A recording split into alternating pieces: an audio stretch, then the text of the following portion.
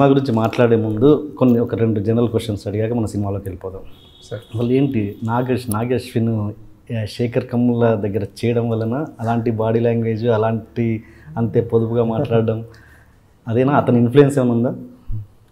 And influence and actually ఆయన దగ్గర join అయినప్పుడు కూడా ఇలానే ఉన్నాను, పెద్ద చేంజ్ లేదు సార్.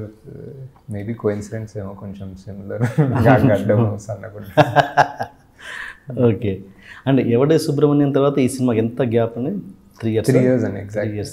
అంటే ఎందుకు ఓన్లీ ఫర్ క్వాలిటీ కోసమేనా ఈ గ్యాప్, లేదా ఇంకేమైనా? అంటే 1 year ఏం చేయలేదు యాక్చువల్లీ. 1 year ఆల్మోస్ట్ అంటే ఏదో కొన్ని స్టోరీ ఐడియాస్ అనుకున్నాను, దాన్ని డెవలప్ చేసే దాంట్లోనే పోయిందంటే చాలా. యాక్చువల్లీ కొంచెం రిలాక్స్ కూడా అయినా.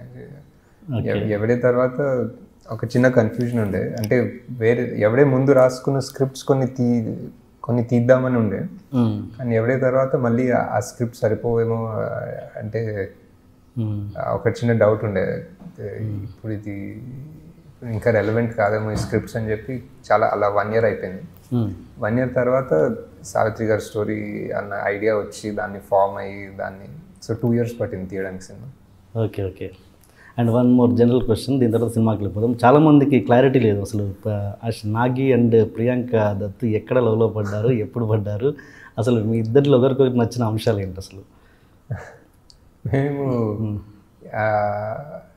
అంటే పెద్ద అంటే సినిమాటిక్ లవ్ స్టోరీ లాగా కూడా కాదు, చాలా గ్రాడ్యువల్గా ఇద్దరి మీద ఇద్దరు సపోర్ట్ అయిపోయి ఇద్దరి మీద రిలై అవ్వడం చాలా అయిందన్నమాట.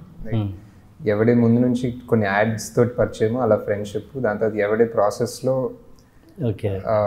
ఇద్దరి మీద ఇద్దరు చాలా రిలై అయ్యేవాళ్ళం అన్నమాట, ఏదైనా కావాలంటే, ఏదైనా డౌట్స్ వాట్ ఎవర్. సో ఆ ఎవడే ప్రాసెస్లో క్లోజ్ అయ్యి అండ్ చాలా ప్రాక్టికల్గా ఇప్పుడు ఏంటి ఇద్దరికి పెళ్లి వయసు వచ్చేసింది. సో ఇప్పుడు ప్రియాంకకి ఇప్పుడు ఏంటి సంబంధాలు చూస్తారు, నేను వెళ్ళి ఇప్పుడు పెళ్లి చేసుకుంటే ఏంటంటే I felt that was the most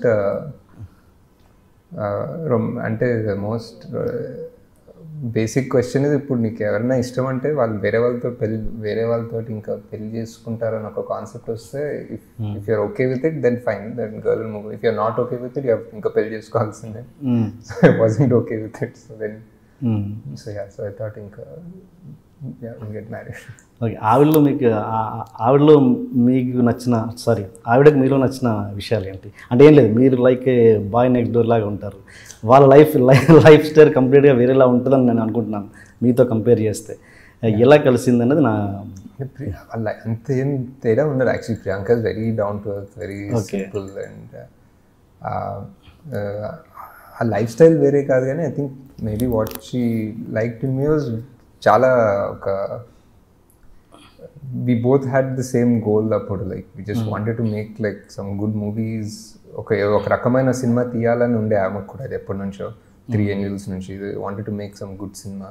Even I wanted to make some good cinema, and A distraction లేదన్నమాట లైఫ్లో. It's only movies.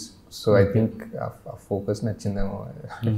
అంటే చాలా సింపుల్గా ఉంటారు. అనేది ఇప్పుడు మీరు వచ్చేటప్పుడు మీ కారు కూడా చూసారు, చిన్న బుల్లి కారు. అశ్విని దత్ గారు అల్లుడు ఇంత చిన్న కారులో వచ్చాడంటే అండ్ ఆ కారు మీరు నాకు తెలిసి మెయింటెనెన్స్ కూడా అసలు దాన్ని పట్టించుకోవాలనుకుంటారు, కనీసం తుడిచి కూడా లేదు క్లీన్గా. అంటే అది అందుకని అడుగుతున్నాను, అంత వేరియేషన్ ఉంది కదా లైఫ్ స్టైల్లో, ఎట్లా అన్నది నా ఇది అంతే. సూపర్ సింపుల్ అండి. అంటే అశ్విని దత్ గారు అండ్ అందరు ముగ్గురు, స్వప్న, ప్రియాంక అండ్ సిరి, బీయింగ్ ఆ లైఫ్ స్టైల్ అనిపిస్తుంది, హ్యూజ్ ప్రొడ్యూసర్స్ లెగసీ అంతా అనిపిస్తుంది. But at the end of the day there is no heirs for any of them. అది లవ్కి ఎలాంటి ఇది లేదని అంటారు అంతేనా? ప్రేమకి మాది చాలా స్ట్రైట్ ఫార్వర్డ్, చాలా ప్రాక్టికల్ ఉన్నాయి.